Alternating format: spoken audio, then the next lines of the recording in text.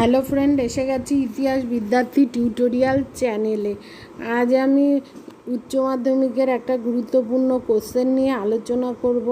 আলোচনা শুরু করার আগে বলে রাখি যে তোমরা নিশ্চয়ই নোটটা দেখতে পাচ্ছ, চাইলে সেটা স্ক্রিনশট মেরে নিতে পারো এবং অবশ্যই তোমরা চ্যানেলটা সাবস্ক্রাইব করো। তাহলে কোশ্চেনটা কি? কোশ্চেনটা হচ্ছে, উপনিবেশবাদ বলতে কি বোঝো? এই উপনিবেশবাদের অবসানের কারণগুলি বর্ণনা করো। এই যে উপনিবেশবাদের অবসানের কারণগুলি বর্ণনা করো, এরকমও দিতে পারে, অথবা এটা ঘুরিয়ে দিতে পারে, ঔপনিবেশিক আধিপত্যের গতি মন্থর হয় কেন? অর্থাৎ কোশ্চেনটা হচ্ছে, উপনিবেশবাদ বলতে কি বোঝো? উপনিবেশবাদের অবসানের কারণগুলি বর্ণনা করো। এইবার এই উপনিবেশের অবসানের কারণগুলি বর্ণনা করো না বলে বলতে পারে ঔপনিবেশিক আধিপত্যের গতি মন্থর হয় কেন? একই উত্তর হবে। এটা আগেই বলা হয়েছে উপনিবেশবাদ বলতে কি বোঝায়, তাও আরেকবার এই নোটে দিয়ে দিয়েছি। ল্যাটিন কলোনিয়া শব্দটি থেকে কলোনি বা উপনিবেশ শব্দটির উৎপত্তি হয়েছে। উপনিবেশ শব্দটির মূল অর্থ হল মানব সমাজের একটি স্থানান্তরিত অংশ। রাজনৈতিক দৃষ্টিকোণ থেকে উপনিবেশ বলতে বোঝায় দেশের সীমান্তের বাইরে কোনো রাষ্ট্রের বসতি স্থাপন, অথবা আরেকটা বলে রাষ্ট্র থেকে বিচ্ছিন্ন কোনো ভূখণ্ড, যে ভূখণ্ড উক্ত রাষ্ট্রের কাছে নির্দিষ্টভাবে আনুগত্য প্রকাশ করে। বর্তমানকালে আমরা যেটা এখানে দ্বিতীয় অর্থে বলা হয়েছে সেইটাকেই বলে উপনিবেশ, অর্থাৎ রাষ্ট্র থেকে বিচ্ছিন্ন কোনো ভূখণ্ড, যে ভূখণ্ড উক্ত রাষ্ট্রের কাছে নির্দিষ্টভাবে আনুগত্য প্রকাশ করে। প্রথম ধরনের উপনিবেশকে বসতি স্থাপনের উদ্দেশ্য এবং দ্বিতীয় ধরনের উপনিবেশকে শোষণের জন্য দখল করা হয়। সাধারণভাবে উপনিবেশবাদ হলো একটি নির্দিষ্ট এলাকা বা ওই এলাকার জনসাধারণের উপর অন্য একটি শক্তির নিয়ন্ত্রণ প্রতিষ্ঠা, যার উদ্দেশ্য হলো ঔপনিবেশিক দেশের কাঁচা মাল ও প্রাকৃতিক সম্পদ আহরণের মাধ্যমে অর্থনৈতিক শোষণ।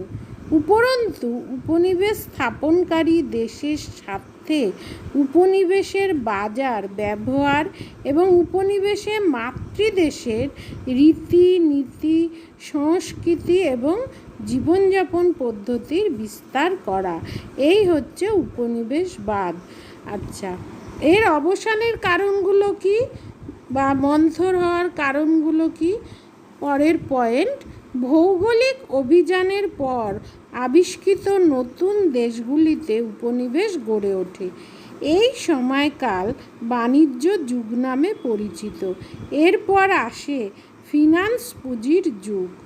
এই যুগে, অর্থাৎ পুঁজিপতির যুগ বলা, এই যুগে ঔপনিবেশিক আধিপত্য বজায় থাকলেও বিভিন্ন কারণে তার গতি মন্থর হয়ে আসে এবং ক্রমশ তা অবলুপ্ত হয়ে যায়। এবার কারণগুলো কি? 1. নতুন জায়গার অভাব।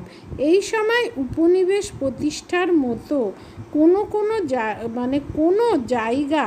নতুন কোনো জায়গা অবশিষ্ট ছিল না, কারণ যে জায়গায় তারা উপনিবেশ স্থাপন করবে সেগুলোতে স্থাপন করে কোনো লাভ ছিল না। তাই যেমন আফ্রিকার ঔপনিবেশিক রাষ্ট্র প্রতিষ্ঠা করলে সেখানে কোনো লাভ নেই, তাই সেই দিকে কারোর কোনো উৎসাহ ছিল না। আবার দেখা গেছে ইংল্যান্ড এবং ফ্রান্স, তারা কি করেছে, উপনিবেশ স্থাপন করে তারা সেই অঞ্চলেই কর্তৃত্ব বজায় রাখতে আগ্রহী ছিল, কারণ সেখান থেকে তাদের প্রচুর লাভ হচ্ছিল।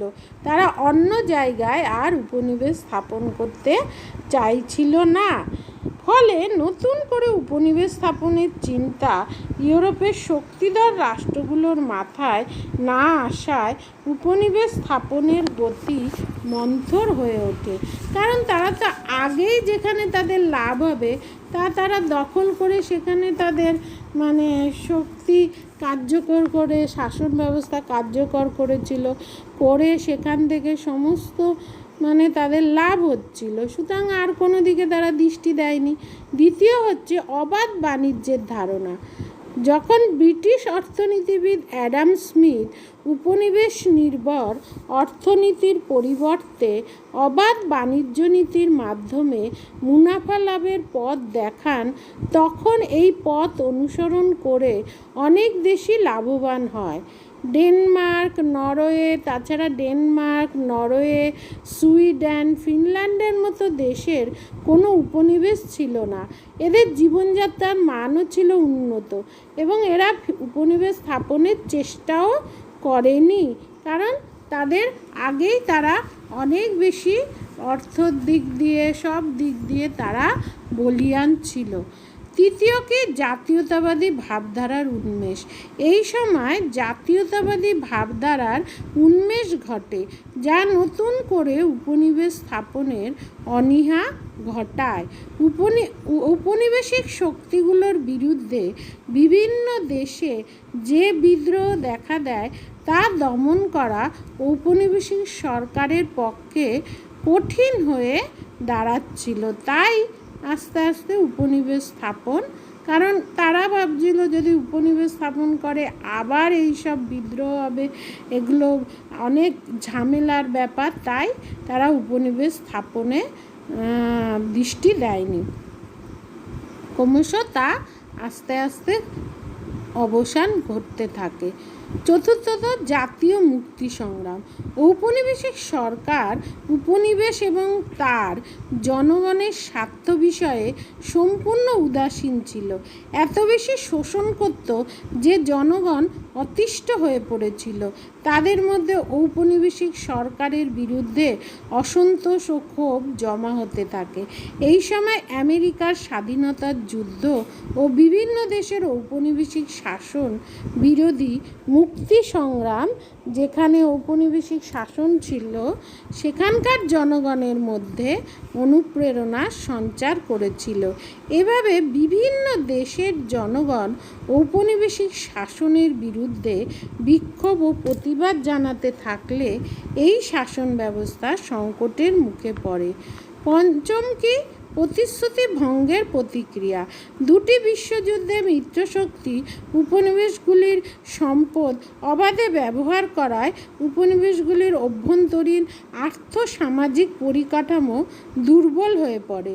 দ্বিতীয় বিশ্বযুদ্ধের সময় মিত্রশক্তি উপনিবেশগুলির সাহায্য ও সমর্থন লাভের জন্য যুদ্ধ শেষে উপনিবেশগুলিকে স্বাধীনতা দেওয়ার প্রতিশ্রুতি দেয়, কিন্তু যুদ্ধ শেষ হলে তারা এই প্রতিশ্রুতি রক্ষা করে না। ফলে উপনিবেশের পরাধীন জনগণ মুক্তির আন্দোলন শুরু করে, যার ফলে ঔপনিবেশিক সাম্রাজ্যবাদে ভাঙন দেখা দেয়।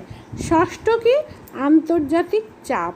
দ্বিতীয় বিশ্বযুদ্ধের পর মার্কিন যুক্তরাষ্ট্র ও রাশিয়া সুপার পাওয়ার হিসাবে পরিণত হয়, কারণ তারা অনেক বেশি শক্তিধর হয়ে যায়।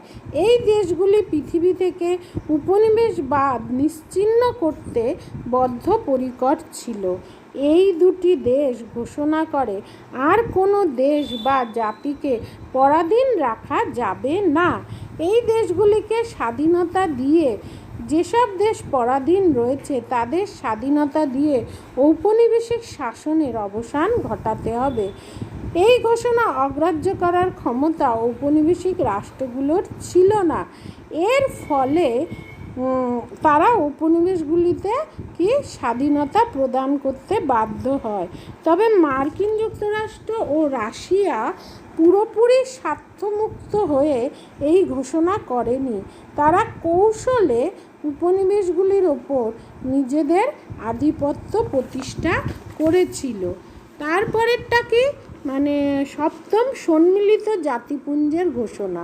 দ্বিতীয় বিশ্বযুদ্ধের পর বিশ্বের শান্তি প্রতিষ্ঠার জন্য গঠিত হয় সম্মিলিত জাতিপুঞ্জ বা ইউনাইটেড নেশনস অর্গানাইজেশন। শান্তিপূর্ণ নতুন বিশ্ব গড়ে তোলার লক্ষ্যে জাতিপুঞ্জ উপনিবেশগুলোর বিলুপ্তি এবং প্রতিটি জাতি ও রাষ্ট্রের সমমর্যাদা অধিকার প্রদান করার কথা ঘোষণা করে। এই ঘোষণার ফলে ঔপনিবেশিক রাষ্ট্রগুলো নিজ নিজ উপনিবেশ থেকে সরে আসতে বাধ্য হয়। অর্থাৎ তারা বলে প্রতিটি রাষ্ট্রই সমান মর্যাদার অধিকারী, তাদের সেই অধিকার প্রদান করতে হবে। তোমাদের যারা উপনিবেশ স্থাপন করেছে তাদের ক্ষমতা থেকে সরে আসতে হবে। আর পরেরটা কি? জোট নিরপেক্ষ আন্দোলন। বিশ্বের বৃহৎ রাষ্ট্রগুলো জোট নিরপেক্ষ আন্দোলনে যোগদান করে উপনিবেশবাদের অগ্রগতিকে স্তব্ধ করে দিয়েছিল। এই বিষয়ে অগ্রণী ভূমিকা পালন করেছিলেন ভারতের প্রধানমন্ত্রী জওহরলাল নেহরু এবং চীনের রাষ্ট্রপ্রধান চৌ এন-লাই। জোট নিরপেক্ষ আন্দোলন এশিয়া, আফ্রিকা এবং লাতিন আমেরিকা থেকে উপনিবেশবাদকে মুছে ফেলতে সাহায্য করে। 1995 খ্রিস্টাব্দে বান্দুং সম্মেলনগুলি থেকে পরবর্তী সম্মেলনগুলিতে উপনিবেশবাদের বিরোধিতা করা হয়। এই সম্মেলনগুলি থেকে জানিয়ে দেওয়া হয় সারা বিশ্বের যে প্রান্তেই হোক না কেন উপনিবেশবাদ ও সাম্রাজ্যবাদের বিরুদ্ধে কঠোর ব্যবস্থা নেওয়া হবে এবং উপনিবেশবাসীর স্বাধীনতা আন্দোলনে সর্বতোভাবে সাহায্য দান করা হবে। এইসব কারণের জন্য ঔপনিবেশিক আধিপত্যের গতি মন্থর হয়ে যায়। আজ আসি, দেখা হচ্ছে পরবর্তী ভিডিওতে। অবশ্যই সাবস্ক্রাইব করো এবং নোটিফিকেশন বেলটা অন করে দিও।